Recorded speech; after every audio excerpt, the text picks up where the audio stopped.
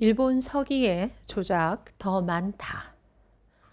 일본 사료 비판자들의 삼국사기 비판의 구체적 내용을 살펴보면 조작, 날조, 전설이라고 근거 없이 불신하는 태도만이 나타나고 있을 뿐이다. 이것이 그들의 고증사학, 이른바 실증사학이라는 것이었다. 삼국사기의 사료적 가치에 대해서 언급할 때는 거의 언제나 일본 서기에 대해서도 언급이 있다. 이는 일본 서기에 대한 그들의 기본적 태도와 삼국사기를 보는 그들의 태도에 큰 차이가 있음을 밝혀주는 것이다. 일본 서기에는 10여 명의 국왕이 연달아 100세 이상 140세까지 살았던 것으로 기록되어 있고 그 체제에 있어서도 기가 없고 지위, 열전도 없으며 더욱이 저자의 이름도 없고 서문도 발문도 없는데 일본 서기는 글자 그대로를 믿고 체제상으로 월등한 삼국 사기는 불신한 것이다.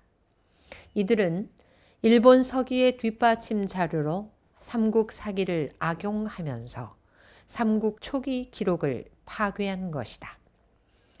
그들은 일본 서기를 합리화하기 위해 그 기년이 실제보다 2주갑 인상됐다고 주장하며 일본 고대 초기에 역대 천황 제위 연수에 관한 일본의 고대 2대 사서인 일본 서기와 고사기의 엄청난 차이, 일본 고대 초기의 역대 천황의 부자연스러운 장기 제위, 장수기록, 고대 한국이 일본에 예속되었다는 황당한 기술을 그대로 믿고 있는 것이다.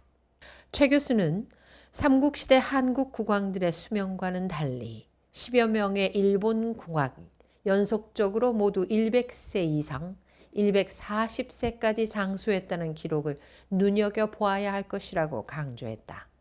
최 교수는 사서의 형식적인 편찬 연대가 중요한 것이 아니라 그 사서의 사료적 가치가 무엇보다도 중요하기 때문에 삼국 사기가 일본 서기보다 편찬이 뒤진다 하여 그 가치가 떨어지는 것은 아니라고 주장했다. 일본인 학자 진저는 일본 서기의 편자가 백제의 기록을 취하더라도 상당히 대담한 변개와 윤색을 가하고 있는 취지는 많은 경우 일본의 권위를 문자로 나타내려 한 것이며 여기에 어떤 사실의 기원을 설명하려 우화적, 설화적 방식을 표현한 것이라고 강변했다. 특히 진전이 일본 서기가 백제 기록을 취했다고 확인한 것은 중요한 사실이다. 또한 그는 스스로 일본 서기가 대담하게 변개되어 윤색, 가필됐음도 밝히고 있다. 그러나 그는 변개, 가필이 일본의 권위와 은혜를 나타내기 위하여 우화적, 설화적으로 서술한 때문이라고 해석했다. 일본 서기가 백제의 기록을 베꼈다면서도 백제의 기년과 세계는 삼국 사기보다 일본 서기가 오히려 정확하다고 강변하고 있는 것이다. 이 같은 주장이 일본 학계에서도 문제가 되고 있다. 금서까지 일본 서기는 연대가 잘못됐다. 이주갑 인상됐다. 일본의 옛 전설과 백제 신라의 기록을 가지고 편찬했다. 일본 서기는 결락이 있다. 일본 서기는 간략하다고 시인하고 있는 것이다. 삼국 사기와 삼국 유사가 기록상 몇 개의 착오가 있다고 초기 기록을 전면 부정하는 금서가 일본 서기는 이렇게 너그럽게 보고 있는 것이다. 최 교수는 일본 서기를 보면 볼수록 고전설, 고기록에 의해 만들어진 것이 명백해진다면서 따라서 양심적인 일부의 일본 학자들도 일본 서기는 위설하고 시인하고 있다고 밝혔다. 그럼에도 불구하고 일제 식민사학자들은 일본 서기를 근거로 고대 일본의 남한 지배설인 임나일본부 또는 임나경영서를 고안해냈고 패전 이후까지도 이러한 침략 사관을 고수하여 정설화하고 있는 것이다. 한국 고대 자료 소각 인멸 삼국 사기에 대한 일본 학자들의 비판 논문을 분석하면 그들의 저의가 분명히 드러난다. 일반적으로 사료의 비판은 그 사료의 사료적 가치를 따지는 것이다. 대개가 역사적 사실과 그렇지 못한 부분을 가려내서 기록의 과오, 착오, 모순을 밝혀내는 것이다. 그러나 일본 학자들은 처음부터 끝까지 그 가치를 전적으로 부정하여 말살하려는 것이었다. 일제 때 내놓은 이들의 주요 논문은 다음과 같다. 백제에 관한 일본 서기의 기재, 진전좌우길 1921년, 삼국사기 고구려기의 비판, 진전좌우길 1922년, 삼국사기 신라 본기에 대하여 진전좌우길 1925년, 신라왕의 세차와 그 이름에 대하여 전문공작 1924년, 조선고사연대의 연구와 일한의 관계 태전량 1928년, 삼국사기의 비판 백엽암길 1931년, 신라통설 금서령 1933년, 백제약사 금서령 1935년, 백제사 강화 금서령 1934년, 고구려 왕가의 상세의 세계에 대하여 진해괭 1940년, 신라 골품제와 왕통 금서령 1941년. 이들 논문은 한국 고대사의 어떤 주제를 논하거나 고대 한일 관계사를 다룬 것이 아니다. 삼국사기의 모든 내용을 조작으로 몰기 위한 일괄적인 파괴 행위인 것이다. 신화의 경우 시조의 개국 신화나 탄생 설화는 주인공을 신격화하기 위한 부분에만 한정돼야지 역사적인 행위까지도 신화와 설화할 수는 없는 것이다. 일본 학자들의 이러한 글들은 3.1 독립선언 이후인 1921년부터 40년대까지 계속 발표된다. 한편에서는 조선사를 만들면서 한국의 고대 사료를 소각 인멸하고 또 한편에서는 그들이 부정하기로 한 논문을 논문이란 이름으로 말살하는 작업을 계속한 것이다. 또한 이들의 논지에서 가소로운 점을 발견할 수 있을 것이다. 삼국사기나 삼국유사를 모두 부정하는 것이 아니라 초기 기록만을 허위, 조작, 날조로 몰아버리고 있는 것이다. 일본의 고대 국가 기원과 관련되는 부분만 부정하고 나머지는 고대 한국이 일본에 예속된 식민지였다고 주장하기 위한 부분은 확대 해석하여 사실로 인정하려는 점이 여기에서 극명하게 드러나는 것이다.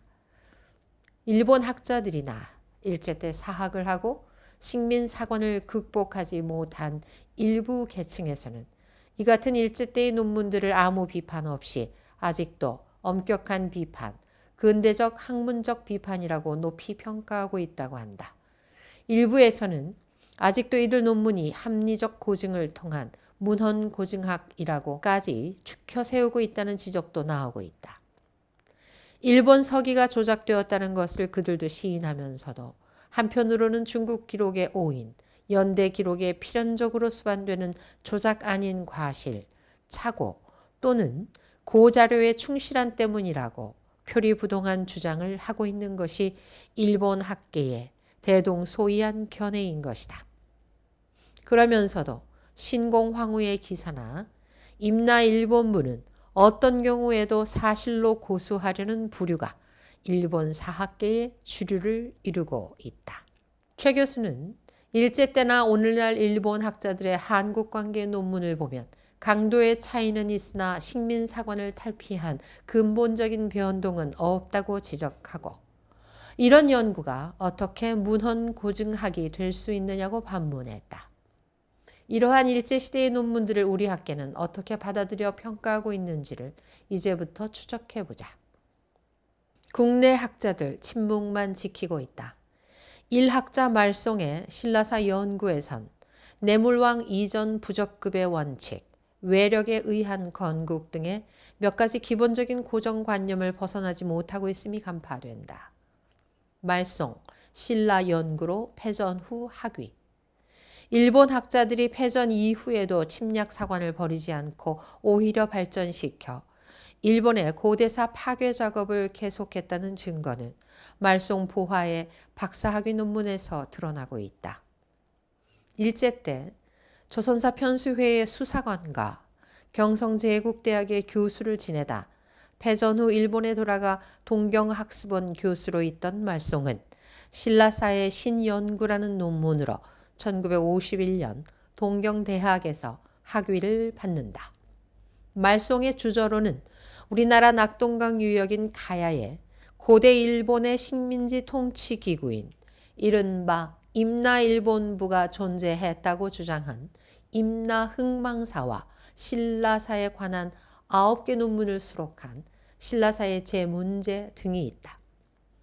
일제 때인 1932년부터 내놓은 신라 3대고, 신라 건국고, 신라 상고 3개고, 신라 육부고, 신라 중고왕대고 등은 1949년까지 계속 출간됐으며 이들 논문을 정정 보정하여 만든 것이 신라사의 제문제라고 한다. 말송이 패전 전부터 발표한 논문을 재정리하여 동경대학에서 학위를 받자 우리나라 고대 사학계에서는 그의 학문적인 가치를 높이 평가했다는 이야기가 들린다. 이 같은 사실은 우습게 웃어넘길 이야기가 아니라 최재석 교수의 비판 논문에서 실체로 드러나고 있다. 신라 상고사를 연구하면서 말송에 대하여 언급한 학자들 중에는 그의 방법과 주장에 대해 호평하거나 그의 견해를 인용하지 않은 사람이 거의 없을 정도라고 한다. 이런 학자들 가운데는 1950년대 말송의 연구는 금서룡의 연구를 능가하며 신라사 연구를 1단계 진전시킨 것이라고 평가하기도 하고 자료에 대한 적절한 판단, 구상과 통찰력에서의 탁월한 사안, 자료의 한계를 넘지 않는 역사가로서의 진실한 태도 등 찬사를 아끼지 않고 있다. 여기에 앞으로의 연구는 말송의 논절을 토대로 규명돼야 한다고까지 덧붙였다고 한다. 이런 서평은 1955년에 나온 역사학보에 실려 있다. 한국 고대사 연구에 있는 한국 고대사의 방향이라는 논문에서는 1945년 이전까지 여러 학자들의 많은 논고가 있었음에도 불구하고 그때 얻은 삼국시대사의 연구 성과를 총평한다면 말송 박사의 국제정치사면을 치중한 삼국의 하나인 신라의 정치사적 체계와 삼품 박사의 신화연구와 화랑연구 정도라고 하여 말송의 연구를 높게 평가하고 있다. 1980년에 나온 신라 골품제 사회와 화랑도에는 삼성 3개를 포함하는 초기 신라사 삼국사를 과학적인 방법으로 연구하기 시작한 이는 근대적인 역사 연구법을 체득한 진전 좌우길, 금서룡, 진해괴 등이라고 지적하고 이들은 사료의 고등 비판과 언어학적 해석의 방법으로 삼국시대 연구를 개척하였는데 말송은 바로 그러한 사람들의 기본 입장을 그대로 계승하여 이들의 연구를 정밀하게 재해석했다고 극찬하고 있다.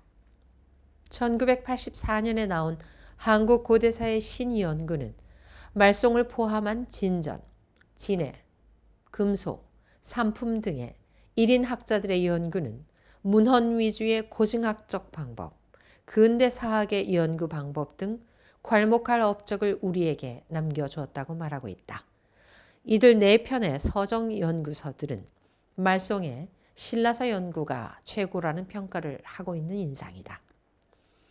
이들 논문을 내놓은 국내 학자들 이외에도 말송의 연구, 신라 3대고를 발판으로 신라 정치사를 고찰했다는 학자도 있고 말송의 논절을 많이 참고해 신라 상대의 사회조직을 고찰했다고 밝힌 학자도 있다고 한다. 어떤 학자는 17대 내물왕 이전은 전설이다 라는 일본인 학자들의 주장을 출발점으로 신라의 시조묘, 신궁, 오묘제를 고찰했으며 또한 현직 대학 교수는 신라 본기의 초기 기사는 많은 의문점이 있으므로 신라 국가의 전 역사는 내물왕조의 역사라는 말송의 주장을 출발점으로 신라 사회 연구를 하고 있다는 지적을 받고 있기도 하다. 신라 본기 제외, 타국 사료 인용. 신라 육부고라는 국내 학자의 논문은 말송의 신라 육부고가 치밀하고 확고한 논리와 비판의 기초 위에 세워져 그 이상의 결론을 바랄 수 없을 만큼의 정교를 극한 논문으로서 육부 연구의 최고봉이라고 극찬했다고 한다. 우리 국내 학계, 특히 고대 문헌 사학계의 권위자들로 믿고 있던 학자들이 이같이 극찬하는 말송의 연구 내용은 무엇인지를 최재석 교수의 논문을 통해 살펴보자. 말송의 신라 상고사 연구는 5가지의 기본적인 태도로 분석된다. 첫째, 신라 건국 연구의 결정적 사료는 삼국 사기가 아니라 외국 사료인 중국 사료와 고구려, 백제, 일본의 사료라는 것이다. 그러나 고구려 백제의 사료가 무엇인지는 아무런 언급이 없다. 둘째, 신라의 건국은 내물왕 때 이상 소급할 수 없다. 셋째, 신라의 건국은 타력, 외력에 의해서만 가능하다. 넷째, 신라는 침략, 정복에 의해서만 국토를 확장했다. 다섯째, 신라인의 생활은 외국의 영향으로 평화로울 수가 없었으며 또한 일찍 파괴되었다. 말송은 신라의 건국연대와 건국사정은 삼국사기에 의해서도 어느 정도 추정 가능하지만 결정적인 것은 아니며 결정적인 것은 외국 사료인 중국 사료와 인접한 고구려 백제 일본의 사료라고 단언했다. 즉 신라의 이름이 중국 사료에 처음 나타나는 연대는 태원 2년이고 또한 중국 사료에는 신라에 관한 기록이 극히 단편적이고 동시에 중국 중심적 기술이라는 것을 알게 된 그는 중국의 사료에 의해서만 1차적인 신라의 건국 연대와 건국 사정을 알 수 있다고 주장한 것이다. 여기에 대해 최 교수는 신라에 관한 한 어느 나라의 기록보다도 뛰어난 신라의 사료, 삼국사기, 신라본기, 삼국유사를 제외하고 중국 사료나 고구려, 백제본기에서 결정적 사료를 찾아내려는 말송의 의도가 어디에 있겠는가 하고 오히려 반문했다. 내물왕 때를 신라의 건국연대로 잡은 말송은 일반적인 선사 역사 시대로 구분하지 않고 전설시대, 반전설, 반역사시대, 역사시대 또는 건국의 제1성립시대, 제2성립시대라는 새 용어를 만드는가 하면 내물왕시대 이전을 위지시대, 낭랑시대로 호칭하여 아예 신라가 존재하지 않은 것처럼 표현하고 있는 것이다. 삼국사기의 신라본기는 오히려 사료 가치를 인정하지 않고 기타 사료에서 신라 건국연대를 찾으려는 말송의 저인은 내물왕시대 이전을 역사조작시대, 버풍왕 때까지를 반조작시대, 그 이후만을 역사시대로 인정하려는 것이다. 말송이 신라는 타국의 힘을 얻어 건국했다면서 제시한 타국은 낭랑, 한위, 부여, 일본, 고구려, 양평, 진, 요동이다. 그러나 증거 자료로는 진해의 입조, 귀화, 내부 및 고구려와의 관계만을 제시하고 그 밖에는 언급조차도 없다. 또한 외국 세력의 영향으로 신라는 평화를 유지할 수 없었다고 한 것은 신라가 능동적이 아니었으며 피동적이고 미성숙했다는 주장인 것이다. 이 같은 주장에도 구체적인 증거는 제시하지 않고 있다. 최 교수의 논문인 말송보화의 신라 상고사론 비판에 따르면 말송은 자기 논리의 일관성마저 유지하지 못하고 있다. 말송은 신라의 나라 이름이 최초로 나타나는 중국의 기록은 믿으면서도 망리지가 나오는 중국의 기록은 불신하고 있다는 것이다. 이는 신라의 마립간의 칭호가 고구려의 망리지에서 유래된다는 자기의 주장을 성립시키기 위하여 중국 사료를 불신하는 것이다. 의도된 자기 주장을 내세우기 위해 자기가 만든 주장, 즉 내물왕 이전의 역사는 모두 조작이라고 하면서도 내물왕이 개국한 김씨 왕조라는 자기의 주장을 반복하는 사료가 나오면 그 부분을 조작, 전설로 다시 뒤엎기까지 한다는 것이다. 신라 53대 신덕왕의 성이 박씨라는 삼국 사기와 삼국 유사의 기록을 말송은 이 같은 방법으로 뒤집어 결국은 자기 주장의 허구를 드러내고 있다. 최 교수가 말송의 주요 논문을 집중적으로 비판한 내용을 집약하면 다음과 같다. 증거 없이 후세 조작이다. 신라 3대고 고려시대에 들어와서 이미 확정된 56명의 왕을 2등분했던가 또는 고려시대에 들어가서 29대 무열왕에서 56대 경순왕까지의 28명의 왕에 맞춰 무열왕 이전을 28왕으로 조작 결정했다. 이렇게 주장한 말송은 삼국 사기와 삼국 유사와 같은 시대 구분은 어느 것도 후대의 역사가가 만든 시대 구분이 아니다.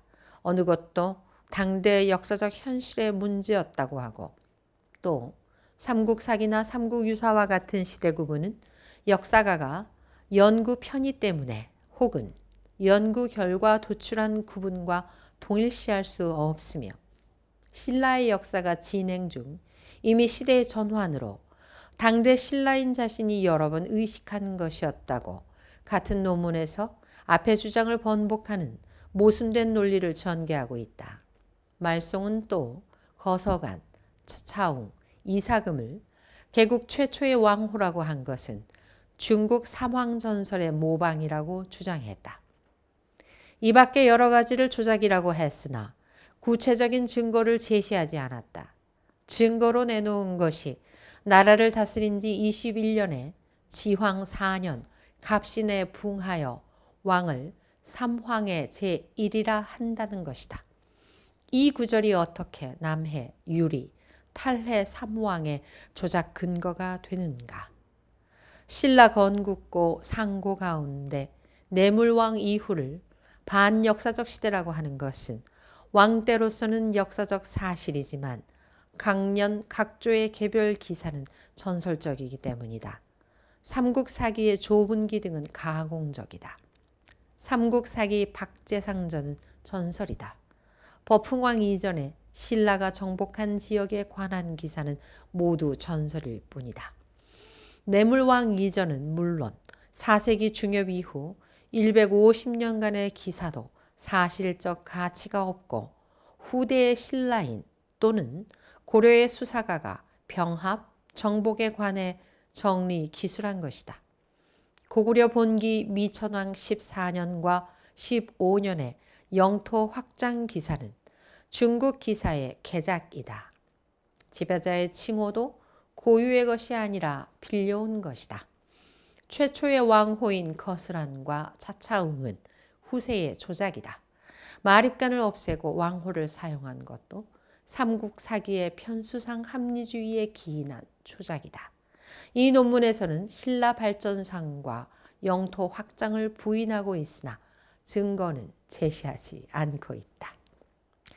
신라 상고 세계고 삼성 교립은 후대 사실의 투영이다. 상고 22왕 중반 전설 반역사적 시대는 17대 내물왕 이후다. 역사시대는 중고 이후다.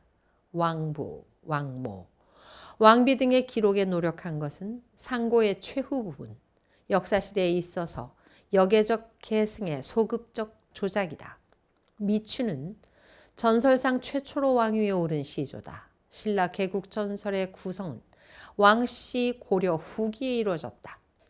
신라 상고의 세계는 그것을 조립 조작하는 데 사용한 부분적 소재가 오래된 것을 인정하지만 형태를 이루지 못한 단편들이다. 조립 조작의 수단은 극히 새로운 것, 즉 상고의 말기에서 중고에 걸친 역사적 사실을 빌어서 사용했다. 신라의 상고는 소재에 있어 단편적이고 구성에 있어서도 규모가 작고 간단한 새로운 조작이다. 신라 육부고 육촌 전설은 경도의 지역적 구분에 관한 신라 중하대의 해석이다. 실제의 지명을 이용하여 육촌 이름을 조작했다.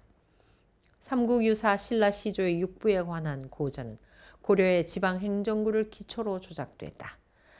말송은 내무왕 때 신라가 비로소 건국하였다는 자기 주장을 뒷받침하기 위해 신라 건국의 모체가 된 육촌, 육부의 존재 자체를 말살 부인한 것이다. 그는 왕호, 왕계, 영토, 육부, 육촌 등 신라 상고의 역사를 모두 조작, 전설로 몰아버린 셈이다. 이 같은 말송에 신라 상고사 파괴 연구가 우리 국내 학자들에 의해 정교를 극한 논문으로 찬사를 받고 있다니 도저히 이해할 수 없는 일이다. 말송의 논문이 국내 학자들의 개별 논문에서 극찬만을 받았다면 언젠가 신진학자들이 이들의 논문을 비판할 것으로 기대 학계의 논란거리로만 남겨놓을 수도 있다. 그러나 말송의 주장이 한국 고대 사학계 전반에 큰 영향을 끼칠 뿐만이 아니라 정설로 받아들여져 초, 중, 고교, 국사 교과서와 참고서에까지 반영되고 있는 인상이니 간과하기 어려운 일이다.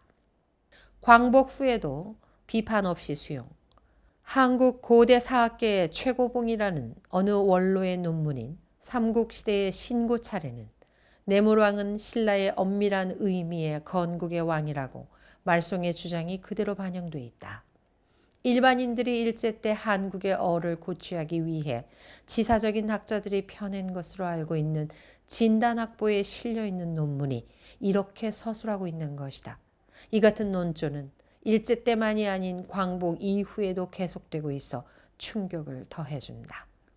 1952년에 나온 역사학보 제1권이라는 논문에는 내물왕 이전이나 상대를 설화의 시대로 보고 있다고 했으며 1964년 같은 학보 8권에 있는 묘제를 통해 본 신라 사회의 발전 과정에는 내물왕은 고대 국가 건국의 왕이라 하고 상고를 다시 내물왕 이전과 이후로 다시 구분하여 이전을 전설시대, 이후를 김씨왕조가 성립한 상고라고 하여 말송 보화의 시대 구분과 다름이 없는 것이다. 최근에 나온 저술이나 논문에도 같은 내용이 들어있다.